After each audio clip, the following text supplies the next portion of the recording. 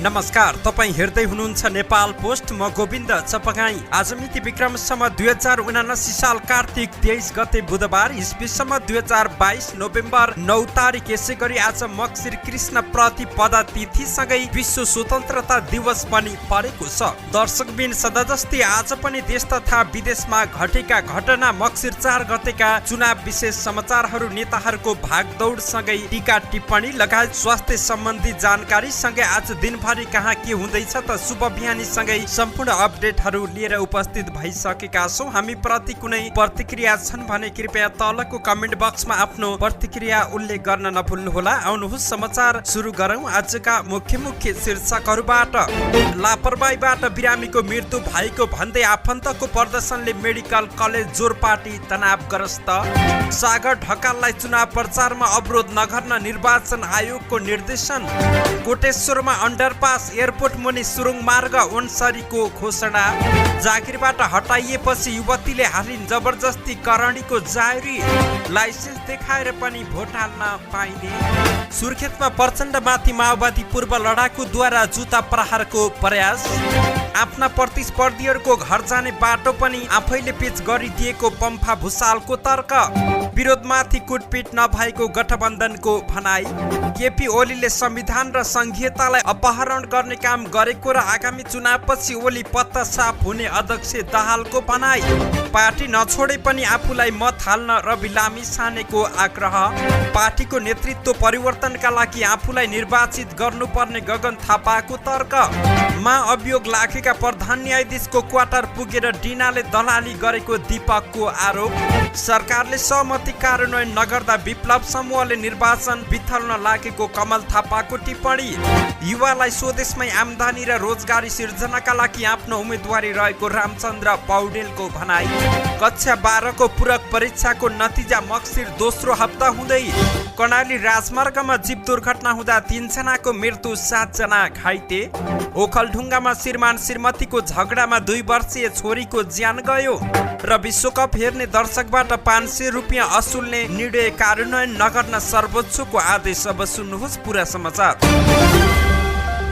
उपचारको क्रममा लापरवाहीबाट बिरामीको मृत्यु भएको भन्दै आफन्तले विरोध गरेपछि जोरपाटी स्थित नेपाल मेडिकल कलेज तनावग्रस्त बनेको छ। उपचारका क्रममा चिकित्सकले लापरवाही गरेको आफन्तले आरोप लगाएका छन्। अस्पतालको मूल गेटमा प्रदर्शन गर्दै उनीहरूले घटनाको छानबिन, उपचारमा संलग्न डाक्टरमाथि कारबाही र क्षतिपूर्तिको माग गरेका छन्। यो समाचार तयार गर्दै गर्दाको समय अवधिसम्म नारा जुलुस सहित प्रदर्शन हुन थालेपछि मेडिकल कलेजमा प्रहरी परिचालन गरिएको छ। निर्वाचन आयोगले मक्सिर 4 गते हुने प्रतिनिधि सभा र प्रदेश सभा सदस्य चुनावका सन्दर्भमा राजनीतिक दल तथा उम्मेद्वारलाई निर्वाध रूपमा प्रचार प्रसार गर्न निर्देशन दिएको छ। डडेलधुरा लगायत विभिन्न जिल्लामा उम्मेद्वारले निर्वाध रूपमा प्रचार प्रसार गर्ने काममा अवरोध भएको भन्ने विषयप्रति आयोगको गम्भीर ध्यानआकर्षण भएको जनाउँदै यस्तो निर्देशन दिएको हो। सोमबार डडेलधुराबाट स्वतन्त्र उम्मेदवारी दिएका सागर ढकालले आफूलाई चुनाव प्रचारमा बाधा पुर्याइएको भन्दै सामाजिक सञ्जालमा गुनासो गरे थिए। आयोगले स्वतन्त्रतापूर्वक चुनाव प्रचार गर्न तथा चुनावमा खटिएकालाई आवश्यक सुरक्षाको प्रत्याभूति सहित स्वच्छ, स्वतन्त्र, निष्पक्ष र भयरहित वातावरणमा चुनावमा हुने उपयुक्त वातावरण तयार गर्न 77 वटै जिल्ला प्रशासन कार्यालयलाई नेपाल सरकार गृह मन्त्रालय मार्फत निर्देशन दिएको छ। काठमाडौँ 2 बाट नेकपा माओवादी केन्द्रकी उम्मेद्वार ओन्सरी घरतीले हिजो मंगलबार आफ्नो घोषणा पत्र सार्वजनिक गरेकी छिन्। सत्तारूढ गठबन्धनको समर्थन पाएकी उनले कोटेश्वरमा अन्डरपास बनाउने र त्रिभुवन विमानस्थलको मुनि सुरुङ मार्ग बनाउने पनि घोषणा गरेकी छिन्। जडीबुटीदेखि तीनकुनेसम्म अन्डरपास निर्माण गरी कोटेश्वर क्षेत्रमा हुने गरेको ट्राफिक जाम हटाउने र अन्तर्राष्ट्रिय विमानस्थलको धावन मार्ग मुनिबाट सुरुङ मार्ग निर्माण गरी पेप्सी कोला सिना मङ्गल आवत जावतको व्यवस्था मिलाउने उनको प्रतिबद्धता रहेको छ। साँखु फड्केश्वर सडकलाई पूर्णता दिई मध्यपाडी लोकमार्ग सडकसँग जोड्ने साँखु बज्र योगिनी घुमार चोक डाँडा कटेरी चौही भन्ज्याङ धारापानी पटाप कुण्डेश्वर हुँदै सिन्धुपाल्चोक जोड्ने सडक निर्माणलाई पूर्णता दिने घोषणा गरिएको छ। चाबहिल साँखु सडकलाई मापदण्ड अनुसार यथाशीघ्र निर्माण सम्पन्न गराउने। साली नदी मनोहरा मुलपानी हरहर महादेव पेप्सी कोला नरेफाँट बालकुमारी हुँदै मनोहरा करिडोर निर्माण गर्ने र सार्वजनिक यातायातलाई व्यवस्थित व्यवस्थित गर्न इलेक्ट्रोनिक ट्राम सञ्चालन गर्ने, मनोहरा खोलाको कटान तथा डुबान नियन्त्रण गर्न, तटबन्ध निर्माण गर्ने तथा जग्गा एकीकरण गर्न पहल गर्ने पनि ओन्सरीले आफ्नो प्रतिबद्धता पत्रमा उल्लेख गरेकी छिन्। सुर्खेतमा नेकपा माओवादी केन्द्रका अध्यक्ष पुष्पकमल दाहाल प्रचण्डमाथि जुत्ता प्रहारको प्रयास भएको छ। 5 दलीय गठबन्धनले कर्णालीका 3 जिल्ला जुम्ला, हुम्ला र कालीकोटमा आयोजना गरेको चुनावी सभालाई सम्बोधन गरेर फर्किएका प्रचण्डलाई सुर्खेतको चिङगाडमा मंगलबार साँझ जुत्ता प्रहारको प्रयास भएको छ। हिजो मंगलबार सुर्खेत विमानस्थलमा अवतरण गरी नेपाली कांग्रेसका उपसभापति पूर्णबहादुर खड्कालाई लिएर जुम्ला जाने कार्यतालिका रहे पनि प्रतिकूल मौसमका कारण प्रचण्ड सवार हेलिकप्टर सल्यान पुगेको थियो। चुनावी सम्बोधनपछि उपसभापति खड्कालाई छोड्न चिङगाड पुगेका अध्यक्ष प्रचण्डमाथि पूर्व माओवादी लडाकु समेत रहेका र हाल स्वतन्त्र बताउने कमल खत्रीले जुत्ता प्रहार गर्न खोजेको सुर्खेत प्रहरीको उच्च स्रोतले जानकारी दिएको छ। चिङगाडको ठाँटी बजार स्थित मटेलामा अध्यक्ष प्रचण्ड पुगेका थिए। निज कमलले जुत्ताको माला झोलामा बोकेर ल्याएका रहेछन्। उनले झोलाबाट जुत्ताको माला निकाल्न खोज्दा प्रहरीले नियन्त्रणमा लिएको छ। मटेला प्रहरीले नियन्त्रणमा लिएका युवालाई आवश्यक अनुसन्धानका लागि इलाका प्रहरी कार्यालय अबलचिङ्गमा राखिएको प्रहरीको उच्च स्रोतले जानकारी दिएको छ। ती प्रहरी अधिकृतका अनुसार प्रचण्डलाई जुत्ता प्रहार गर्न नपाउँदै प्रहरीले जोगाएको छ। घटनामा संलग्न युवामाथि थप अनुसन्धान भइरहेको पनि प्रहरीले जानकारी दिएको छ।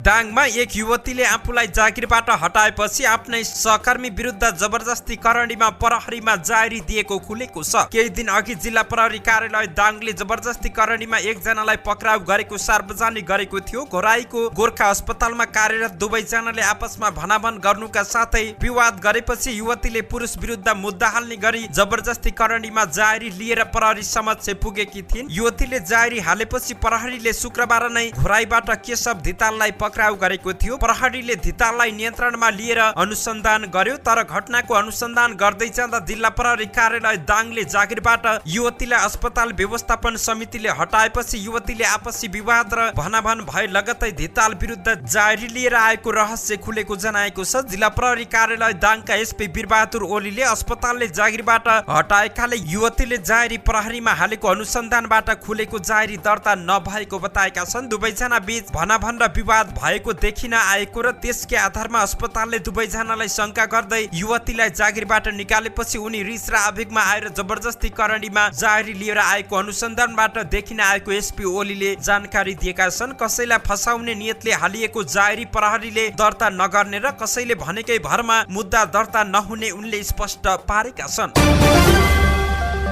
निर्वाचन आयोगले मक्सिर 4 गते हुने प्रतिनिधि सभा तथा प्रदेश सभा सदस्य निर्वाचनका लागि अन्तिम मतदाता नामावलीमा नाम समावेश भएका मतदाताले आयोगबाट जारी मतदाता परिचय पत्रका साथै परिचय खुल्ने अन्य आधिकारिक कागजातका आधारमा मतदान गर्न पाउने निर्णय गरेको छ। आयोगले परिचय पत्रका साथै नेपाली नागरिकताको प्रमाण पत्र वा राष्ट्रिय परिचय पत्र वा राहदानी वा जग्गाधानी प्रमाण पूर्जा वा सवारी चालक अनुमति पत्रको सक्कल प्रमाणका आधारमा अन्तिम मतदाता नामावली विवरणसँग भिडाई यकिन गरी मतदान गर्न पाउने व्यवस्था मिलाउन सम्बन्धित निर्वाचन अधिकृतलाई निर्देशन दिने निर्णय गरेको छ। आयोगका सहायक प्रवक्ता सूर्य प्रसाद अर्यालका अनुसार निर्वाचनको सन्दर्भमा आयोगबाट मतदातालाई परिचय पत्र वितरण भएको भए तापनि कतिपय मतदाताको परिचय पत्र हराएको र नासिएको अवस्था भएमा उल्लेखित परिचय पत्रको आधारमा मतदान गर्न पाउने व्यवस्था मिलाइएको छ।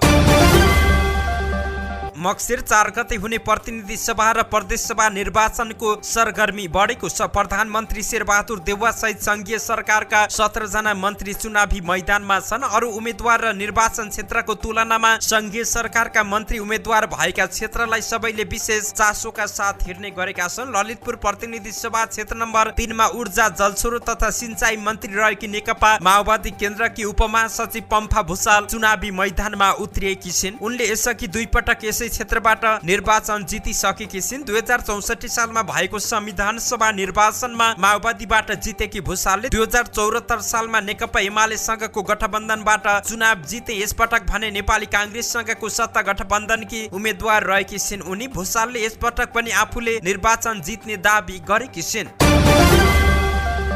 संयुक्त वाम लोकतान्त्रिक गठबन्धन मकवानपुर मनहरी गाउँपालिकाले नेकपा यसका नेता एवं मकवानपुर 2 का उम्मेद्वार विरोध खतिवडामाथि कुटपिट भएको समाचारको खण्डन गरेको छ। मनहरीका नेपाली कांग्रेसका सभापति प्रकाश बर्तौला, नेकपा माओवादी केन्द्रका सचिव सञ्जीव पाठक र नेकपा यसका अध्यक्ष नारायण श्रेष्ठले संयुक्त विज्ञप्ति जारी गर्दै समाचारको खण्डन गरेका हुन्। विज्ञप्तिमा मनहरी गाउँपालिका वडा नम्बर 4 स्थित संयुक्त वाम लोकतान्त्रिक गठबन्धनले आयोजना गरेको संयुक्त चुनावी सभामा खतिवडा आए लगतै एक स्थानीयले अत्याधिक मदिरा सेवन गरी त्यहाँ पुगेको र आफै लडेर घाइते भएको उल्लेख गरिएको छ। त्यसपछि मदिरा सेवन गरेका व्यक्ति घाइते भएको र उपचारका लागि अस्पताल पठाइएको विज्ञप्तिमा दाबी भनिएको छ। यसै विषयलाई लिएर सञ्चार माध्यमहरूमा आएका नेता खतिवडा माथि हातपातको घटना नभएको उनीहरूले दाबी गरेका छन्।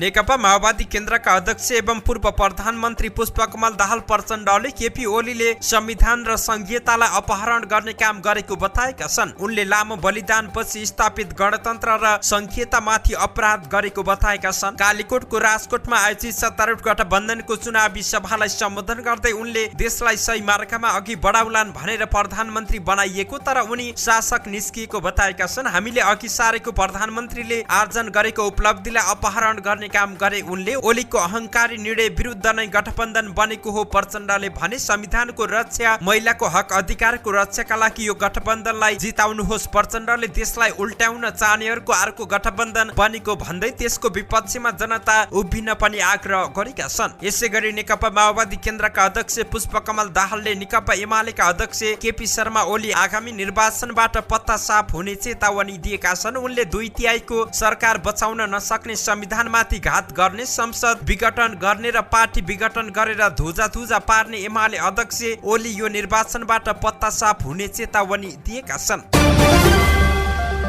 राष्ट्रिय स्वतन्त्र पार्टीका सभापति रवि लामिछानेले भ्रष्टाचारको अन्त्य, रोजगारी सिर्जना र सुशासनका लागि यसपटक मत फेर्न आग्रह गरेका छन्। हेटौडामा आयोजित चुनावी सभामा बोल्दै उनले भने, यसपटक मत फेर्नु पर्छ, पार्टी फेर्नु हुँदैन। तपाईको पार्टीलाई सलाम छ। महान पुष्पलालले बनाएको पार्टी प्रति मेरो श्रद्धा छ। मान बीपी कोइरालाको पार्टी प्रति मेरो श्रद्धा छ। उनले भने, सबै राजनीतिक दल र आस्था प्रति मेरो केही छैन। तपाईको आफ्नो मनमा लागेको घरमा झण्डा गाडेको पार्टीलाई हत्तपत्त छोड्नुस् पनि म भन्दिन। मत फेर्नु अवसरवाद नभएको तर्क गर्दै उनले परिवर्तनका लागि गोली खाएका पार्टीलाई साँच्ची नै अवसरका लागि यसपटक प्रतिपक्षमा राख्नुपर्ने बताएका छन्। आफूले चुनाव नजिते पनि जनताको काम गर्न नछोड्ने रवि लामिछानेको भनाइ रहेको छ।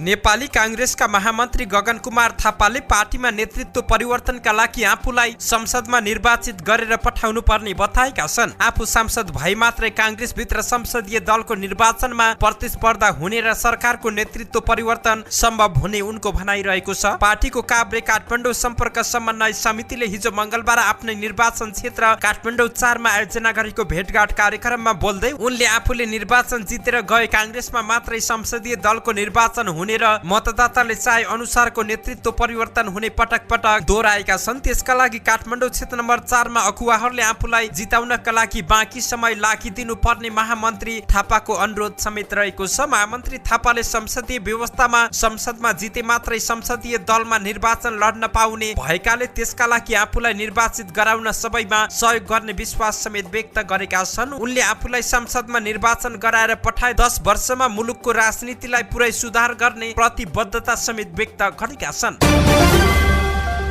राष्ट्रिय प्रजातन्त्र पार्टी राप्रपाका केन्द्रीय कार्य सम्पादन समिति सदस्य एवं प्रतिनिधि सभा तथा मकवानपुर 1 का उम्मेद्वार दीपक बहादुर सिंहले कांग्रेस सह महामन्त्री महालक्ष्मी उपाध्याय डिनालाई दलाली गरेको आरोप लगाएका छन्। केही दिन अघि हेटौडामा भएको चुनावी कार्यक्रममा डिनाले सिंहलाई मिटर प्याजी भनेपछि सिंहले जवाब फर्काएका छन्। त्रिपक्षीय प्रतिस्पर्धा देखिएको मकवानपुर 1 मा कमल थापा भने गाली गलोचमा उत्रेका छैनन्। सिंह र उपाध्याय एक अर्कामा कटाक्ष गरिरहेका छन्। पूर्वी मकवानपुरको बकैया गाउँपालिकामा भएको चुनावी कार्यक्रममा सिंहले उपाध्यायले एक पटक समानुपातिक सांसद, एक पटक जलस्रोत मन्त्री हुँदा समेत मकवानपुरे जनताको लागि कुनै काम नगरेको टिप्पणी गरेका छन्। उनले भने, अस्ति भर्खर महाअभियोग लागेका व्यक्तिको घरमा गइकिन क्वार्टरमा गइकिन म महाअभियोग फिर्ता गरिदिन्छु, कति पैसा दिने भन्दै दलाली काममा लाग्नुभयो। यस्तो काम गरेर उहाँले मकवानपुरका जनताको शिर निउरिने काम गर्नु भएको छ। चुनाव जित्ने, मन्त्री पड्काउने, मालपानी अलिकति कमाउने, 5 वर्ष वर्षसम्म ढुक्क भइकन काठमाडौँमा बस्ने अनि चुनावको 15-20 दिन अघि आइकन मैले नारी हक र हितको लागि आन्दोलन गरे, यो गरे, महिला क्रान्ति गरे भन्नुहुन्छ। तर उहाँले महिलाको भविष्य, बालबच्चाको लागि के गर्नुभयो, यहाँको विकासको लागि के गर्नुभयो, यहाँ खरेर खोलाले सकेको छ त्यसको संरक्षणको लागि के जवाब दिनुभयो भन्ने तर्क भिडियोमा प्रकाशित सुनिएको छ।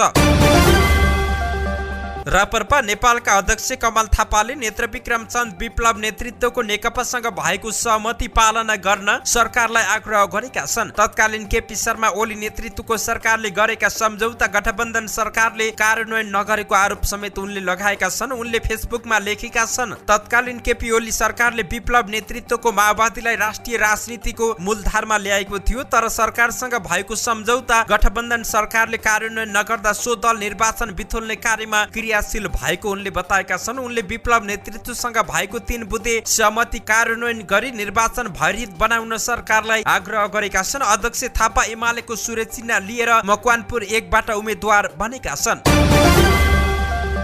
नेपाली कांग्रेसका वरिष्ठ नेता एवं तनहुँ क्षेत्र नम्बर 1 का प्रतिनिधि सभा सदस्य उम्मेद्वार रामचन्द्र पौडेलले गठबन्धन देशलाई अग्रमणतर्फ लैजान गरिएको दावी गरेका छन्। व्यास नगरपालिका 3 देउराली नगरमा हिजो मंगलबार आयोजित चुनावी सभालाई सम्बोधन गर्दै नेता पौडेलले लोकतन्त्रलाई सही दिशामा अघि बढाउन शहीद तथा सपुतको बलिदानी त्याग तपस्यालाई साकार पार्न गठबन्धन गरेको बताएका छन्। जात, लिङ्ग र भूगोलका आधारमा गरिने सबै प्रकारका विभेदबाट उन्मुक्ति दिने हाम्रो संविधान दक्षिण एसियाकै उत्कृष्ट रहेको छ। संविधानको संरक्षणका लागि गठबन्धन अपरिहार्य रहेको नेता पौडेलले बताएका छन्। युवालाई स्वदेशमै आमदानी र रोजगारी सिर्जना गर्नका लागि आफू उम्मेद्वार बनेको वरिष्ठ नेता पौडेलको भनाइ रहेको छ। व्यासको अग्लो मूर्ति निर्माण, व्यास पार्क निर्माण गरी व्यास जन्मभूमिलाई तनाव आउने र करोडौं नेपालीको आस्थाको केन्द्र बनाई पर्यटनमा फड्को मार्ने कार्य पूरा गर्न उम्मेद्वार बनेको नेता पौडेलको स्पष्टीकरण रहेको छ। व्यास नगरपालिकालाई देशकै नमुना शहर बनाउने पनि उनको दाबी रहेको छ। व्यास नगरपालिका 3 को देउराली नगर 3 रिसिङ गाउँपालिका 1 को झापुटार जोड्ने मोटरेबल पुल निर्माण भइरहेको र त्यसलाई छिटो सम्पन्न गरी सहज यात्राको वातावरण बनाउन लागि परेको पनि उनको जिकिर रहेको थियो। रातो कुर्ता सुरुवाल र गोलिस्टार जुत्ता सामान्य पहिरनमा सोमबार गोलढुङ्गा क्षेत्रमा मत माग्दै थिइन् गठबन्धनका तर्फबाट साझा उम्मेद्वार मानुषी एमी भट्टराई। माओवादीको चुनाव चिन्ह गोलाकार भित्रको हँसिया हतौडा लिएर मैदानमा उत्रिएकी उनलाई नेपाली कांग्रेस, एकीकृत समाजवादी, राष्ट्रिय जनमोर्चा लगायतका दलले साथ दिइरहेका छन्। पूर्व प्रधानमन्त्री डाक्टर बाबुराम भट्टराईकी तथा सोही क्षेत्रकी पूर्व सांसद हिसिला एमीको उत्तराधिकारीका रूपमा हेरिएकी मानुषी एमी भट्टराई यसपटक काठमाडौँ निर्वाचन क्षेत्र नम्बर 7 बाट निर्वाचित हुने दावी गरिरहेकी छिन्। ठूलो दल कांग्रेसको साथ पाएकी मानुषीले आम जनताको साथ र सहयोग पाउनेमा विश्वस्त रहेकी छिन्। नेकपा एमालेको लाल किल्लाका रूपमा परिभाषित काठमाडौँ निर्वाचन क्षेत्र नम्बर 7 अघिल्लो पटक नेकपा एमालेले जितेको क्षेत्र हो। 2064 सालमा हिसिला एमीले जितेको यो क्षेत्रमा त्यसपछि 2 पटक एमालेले जित निकालेको क्षेत्र हो। यो स्थानमा 2 पटक एमालेका तर्फबाट रामवीर मानन्दर सांसद बनेका थिए।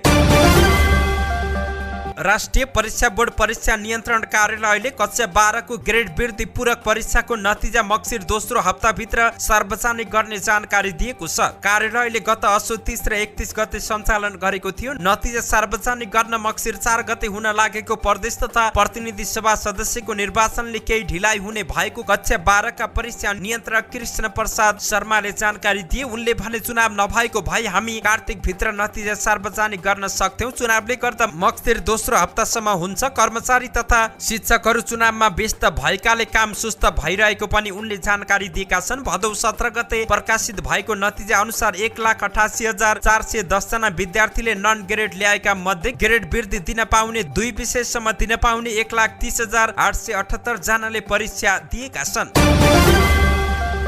कर्णाली राजमार्ग अन्तर्गत कालीकोटको तिला गुफा 5 खल्लाघाट नजिकै यात्रुवाहक जीव दुर्घटना हुँदा 3 जनाको मृत्यु भएको छ भने 7 जना घाइते भएका छन्। मुगुबाट सुर्खेततर्फ जाँदै गरेको भे 14412 नम्बरको यात्रुवाहक जीव हिजो मंगलबार बिहान पौने 12 बजे कर्णाली राजमार्गको खल्लाघाट पुल नजिकै दुर्घटनाग्रस्त हुँदा मुगु गमगढीका 21 वर्षीय अंकल विश्वकर्मा, 21 वर्षीय रमेश बुढा र 25 वर्षीय सुदर्शन सेचुवालको मृत्यु भएको कालीकोटका प्रहरी प्रमुख जयश्वर हिमालले नेपालले जानकारी दिएका छन्। उनका अनुसार 7 जना घाइतेको जुम्ला स्थित कर्णाली स्वास्थ्य विज्ञान प्रतिष्ठान जुम्लामा उपचार भइरहेको छ। अक्कलको घटनास्थलमै मृत्यु भएको हो भने अन्य 2 जनालाई उपचारका लागि जुम्ला लैजाने क्रममा बाटोमा मृत्यु भएको प्रहरीले जानकारी दिएको छ। सिद्धिचरण नगरपालिका वडा नम्बर 3 अधेरीमा श्रीमान र श्रीमती बीच झगडा हुँदा 2 वर्षीय छोरीको ज्यान गएको छ। 35 वर्षीय राजेन्द्र राईले सोमबार राति छोरी रितिकाको हत्या गरेका हुन्। उनले 21 वर्षीय श्रीमती उषालाई पनि कुटपिट गरेका छन्। घाइते उषाको ओखलढुङ्गा सामुदायिक अस्पताल मिसनमा उपचार भइरहेको प्रहरीले जानकारी दिएको छ। रक्सी खाएका राजेन्द्र र श्रीमती बीच विवाद भएको थियो। विवादकै क्रममा उनले नजिकै रहेको खुकुरी झिकेर श्रीमतीको टाउकोमा प्रहार गरेका प्रहरी निरीक्षक देवेन्द्र दासले जानकारी दिएका छन्। त्यसपछि श्रीमती छोरी च्यापेर भाग्न खोज्दा श्रीमानले लछार पछार पारेपछि उनले छोरी छोडेर भागेकी थिइन्। पछि स्थानीय बासी र प्रहरी पुग्दा छोरी मृत अवस्थामा भेटिएकी थिइन्। प्रहरीले अभियुक्त राईलाई पक्राउ गर्न झण्डै 2 घण्टा लागेको थियो। हातमा खुकुरी बोकेर घरभित्रबाट सबैलाई आक्रमणको प्रयास गरेपछि राईलाई पक्राउ गर्न कठिन भएको थियो। उनले आफ्नै टाउकोमा खुकुरीले काटेर आफैलाई घाइते बनाएका छन्। उनको पनि ओखलढुङ्गा सामुदायिक अस्पतालमै उपचार भइरहेको प्रहरीले जानकारी दिएको छ। सर्वोच्च अदालतले विश्वकप फुटबल हेर्नका लागि नेपाली दर्शकबाट प्रति ग्राहक 500 रुपियाँ असुल्ने निर्णय तत्काल कार्यान्वयन नगर्न अल्पकालीन अन्तरिम आदेश दिएको छ। उपभोक्ताहरूको तर्फबाट अधिवक्ता किशोर पौडेल र अनुपम भट्टराईले दायर गरेको रिटमाथि प्रारम्भिक सुनवाई गर्दै न्यायाधीश प्रकाशमान सिंह राउतको एकल इजलासले ग्राहकमाथि अपूरणीय क्षति हुन सक्ने भन्दै अतिरिक्त शुल्क लिने निर्णय यथास्थितिमा राख्न आदेश दिएको छ। अदालतले यसबारेमा अन्तरिम आदेश दिनुपर्ने वा नपर्ने बारेमा छलफल गर्न दुवै पक्षलाई कार्तिक 27 गते बोलाएको छ। रिट निवेदकले सञ्चार मन्त्रालय सहित विश्वकपको प्रत्यक्ष प्रसारणको अनुमति लिएको मिडिया हब तथा टेलिभिजन सेवा प्रदायक समेतलाई विपक्षी बनाएका थिए। मक्सिर 4 गतेबाट सुरु हुन लागेको कतारमा हुने विश्वकप फुटबलको एकाधिकार पाएको मिडिया होमले हिमालय टेलिभिजनबाट प्रत्यक्ष प्रसारण गर्दैछ। विश्वकप हेर्नका लागि नेपाली ग्राहकले हिमालय टेलिभिजनलाई आफूले ग्राहक बनेको सेवा प्रदायक मार्फत मासिक शुल्क बाहेक थप 500 रुपियाँ तिरेपछि मात्र हेर्न पाउने निर्णय भएको छ। मासिक शुल्क तिरेर ग्राहक बनेपछि टेलिभिजनमा आउने सबै कार्यक्रम हेर्न पाउनु पर्नेमा विश्वकपको मौकामा पैसा असुल्ने उद्देश्यले गरिएको व्यापारमा सञ्चार मन्त्रालयले समेत साथ दिएको भन्दै रिट निवेदकले सो निर्णय कार्यान्वयन नगर्न नगराउन आदेश मागेका छन्। नेपालका करिब 20 लाख टेलिभिजन ग्राहकले विश्वकप हेर्ने अनुमान गरिएको छ। यस हिसाबले विश्वकप देखाए बापत 1 अर्ब रुपियाँ भन्दा बढी असुल गर्न खोजिएको अधिवक्ता मुरारी प्रसाद सापकोटाले जानकारी दिएका छन्। धन्यवाद। यस्तै ताजा समाचारको लागि नेपाल पोस्ट हेर्दै गर्नुहोला।